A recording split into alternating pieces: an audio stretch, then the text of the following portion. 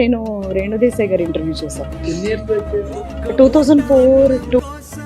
Friends నమస్తే అందరికీ. ఏం లేదు ఫ్రెండ్స్, ఈ వీడియో కట్ వీడియో కదా, మొత్తం మీకు వినపడదని చెప్పిన మాటలు ఒకసారి ఆ మాటలు మొత్తం వినండి ఫ్రెండ్స్. పవన్ కళ్యాణ్ గారు డైలీ ఒక పూట తింటాడు. ఎందుకో తెలుసా? రైతులు 2 పూటలు తిన్నప్పుడు, పేదవాళ్ళు ఎవరు కనపడకున్నప్పుడు అప్పుడు నేను తింటా 2 పూట్ల 3 పూట్ల కావాలంటే అంతవరకు తినని చెప్పి ఎప్పుడు 2004 అంటే 20 years బ్యాక్ నుంచి అంటే ఆయన రాజకీయాల్లోకి వస్తే కూడా అప్పుడు అసలు నాకు తెలియని కూడా తెలియదు. అటువంటి మహా కార్యదీక్షుడు ఆయన గురించి తప్పుగా మాట్లాడితే బాడీ మెంటల్ ఎక్కుతుంది. చూడయ్యా, ప్రజలకు 3 పూట్ల అన్నం లేదు, నేను తింటే ఏం బాగుంటుంది, నా దగ్గర ఉందని చెప్పి దీక్షాపరుడు ఆయన.